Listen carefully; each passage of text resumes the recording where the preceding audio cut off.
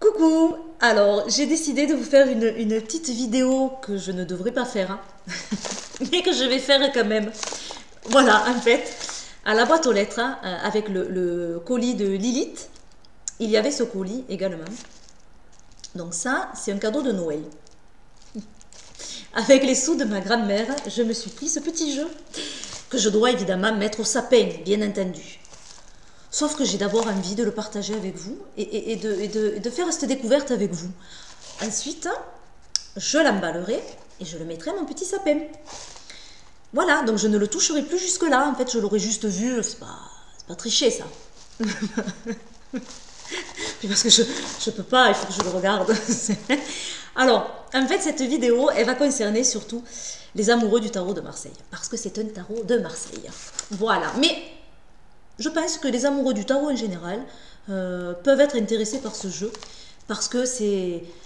Waouh, voilà quoi, c'est... Alors, j'ai découvert un site, hein, Tarot de Marseille Héritage, où, en fait... cette personne, Yves Reynaud, ou Yves Renaud, je ne sais pas comment on le dit, Yves le Marseillais, il se fait appeler, présente des anciens jeux. Donc c'est un passionné, hein, de tarot, il a beaucoup de jeux. Et il fait un travail d'orfèvre. C'est un travail minutieux, d'exactitude, c'est magnifique. En tout cas, déjà sur le site, c'est somptueux. En fait, pour les collectionneurs, il refait des facsimilés de tarot anciens qu'on ne retrouve plus, qui sont parfois, notamment celui-ci, en un seul exemplaire et conservé dans des musées.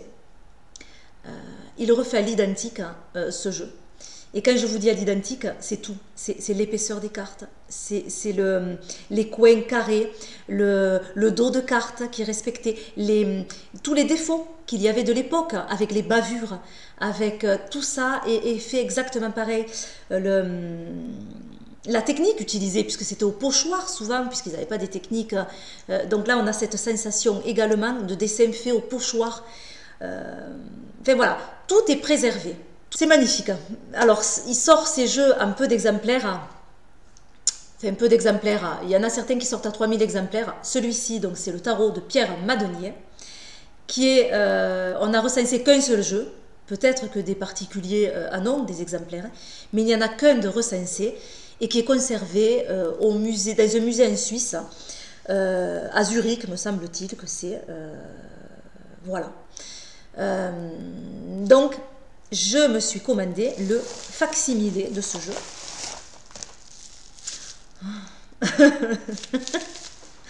Voilà, donc celui-ci est sorti à 1500 exemplaires. Ça va très très vite.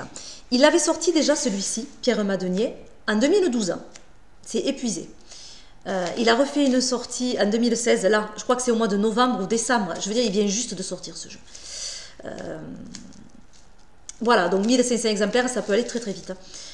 Alors, il y a quelques changements par rapport à l'édition de 2012. Moi, c'est vrai que j'ai eu un gros coup de cœur pour l'édition 2012. Malheureusement, c'est pas celle-là. Il a rectifié certaines choses, c'est-à-dire qu'il y avait encore plus de défauts dans celui de 2012, mais moi, c'est ce qui me plaisait beaucoup. Donc, j'espère qu'il n'a pas gommé quand même toutes ces bavures dans les cartes. Je ne sais pas, je vais le découvrir avec vous. Voilà, donc je vais ouvrir en même temps. Hein. Voilà, donc en fait, Pierre Madenier, c'est un maître cartier qui officiait à Dijon. Et qui avait donc créé ce jeu en 1709, me semble-t-il. C'est un jeu de type 2, un Marseille de type 2. Alors, ça c'est en même temps pour répondre aux personnes qui pensent que le tarot de Marseille, ils sont tous identiques. Mon Dieu, non. Pas du tout. Il y a beaucoup de différences dans le Marseille. Déjà, il y a deux classements, le type 1, le type 2. Alors, pour faire court, hein, le type 1, c'est des tarots assez anciens. Les tarots qui font partie du type 1, par exemple, c'est le Dodal, c'est le Noblet. Je crois que Payen aussi, c'est du type 1. Je ne vais pas dire de bêtises. Plus récent, Payen, mais quand même, il est de type 1. Alors, pourquoi il y a ces deux types? C'est par rapport aux illustrations, notamment. Par exemple, le type 1, donc c'était les premiers tarots, on a Cupidon dans la carte de l'amoureux qui a les yeux bandés. On a le diable qui a un visage sur le ventre. On a la lune qui est vue de face et pas de profil. Qu'est-ce que c'est qu'il y a encore dans le soleil, il y a des personnages adultes, un homme et une femme, et pas ces enfants un peu jumeaux, comme on voit. Et on a le fou qui est baptisé, pas le mat, mais le fol, F-O-L. Voilà à peu près.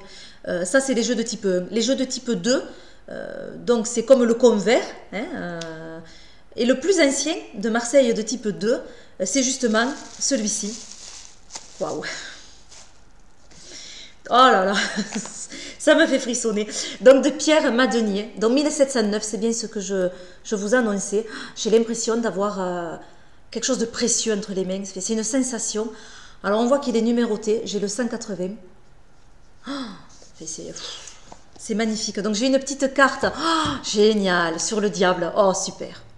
J'adore en plus le diable, c'est génial. Donc j'ai une petite carte.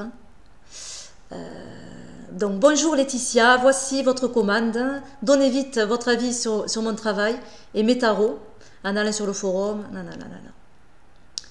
Voilà. Bonne fête, Yves Reynaud. Voilà, donc sur une carte du jeu. Oh, mais déjà quand je regarde cette carte,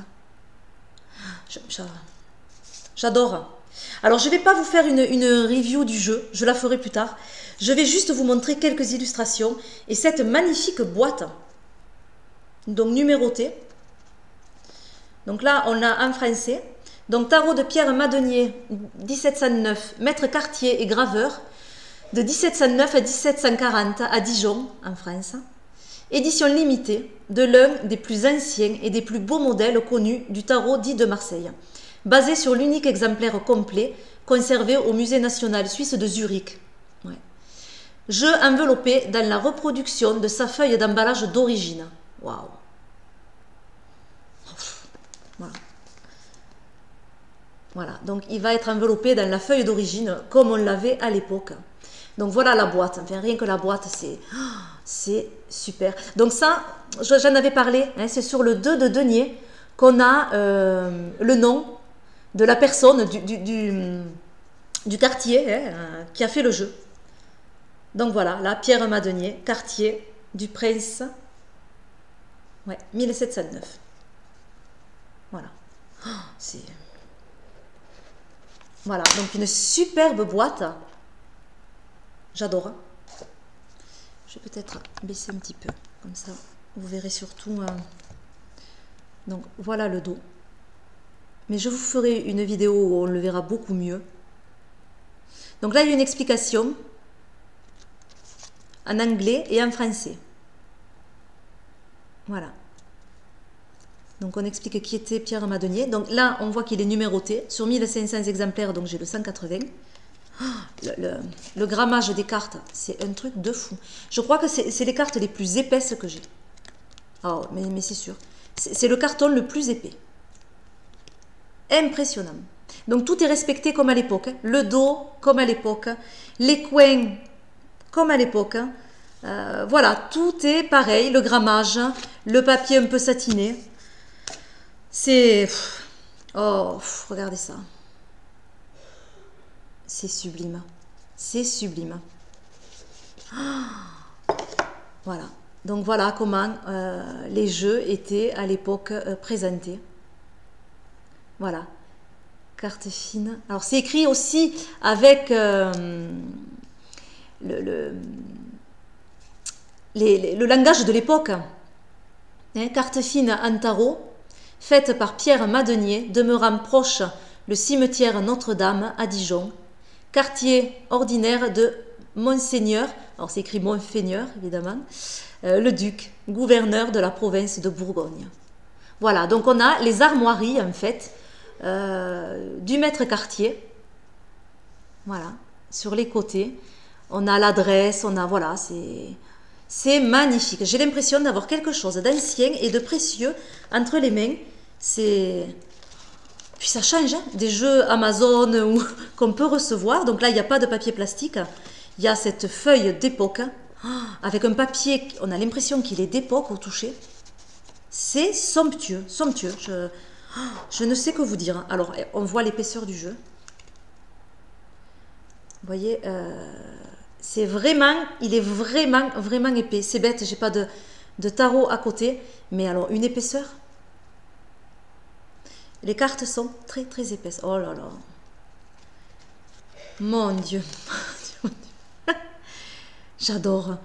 Moi, je ne vais pas vous en faire une... D'ailleurs, je n'ai pas le droit de trop le regarder. Hein. Je vais l'emballer et je le regarderai le jour de Noël. Mais alors, je suis fan, ça va. Je suis contente. Ils ont gardé quand même toutes les imperfections. On voit comme ça a bavé. C'est des cartes faites au pochoir. Donc, c'est vraiment le jeu qui respecte le plus les canons du tarot de Marseille, de type 2. C'est de celui-là que s'est inspiré le convert. Voilà, donc c'est génial. Il est sublime.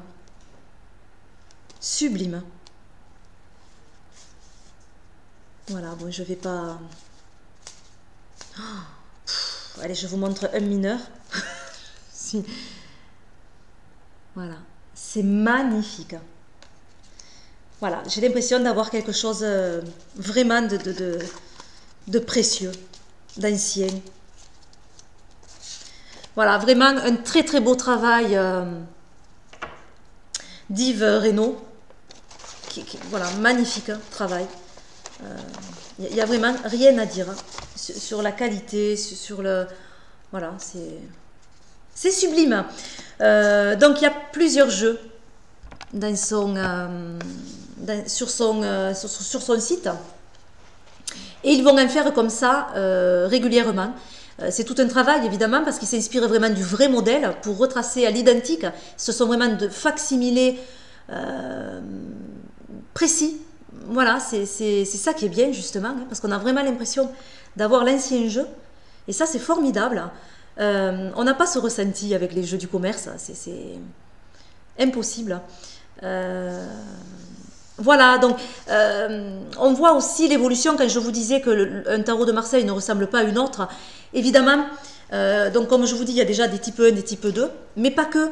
On suit l'histoire avec le tarot de Marseille. Et à mesure des années de confection du tarot et du quartier, du maître quartier qui fait le tarot, on a des différences. Par exemple, là, on a 1709, on est avant la Révolution. Et on voit que les jeux qui ont suivi juste après la Révolution, il y a des choses qui ont changé. Voilà. Et ça, c'est très très intéressant de suivre le cours de l'histoire à travers les images du tarot. C'est très très enrichissant. Voilà, donc si vous êtes amoureux du Marseille, allez faire un tour sur son site. C'est magnifique, moi j'aurais tout acheté. Bon, j'ai préféré le Pierre Amadenier parce que c'est un jeu que je voulais depuis un petit moment.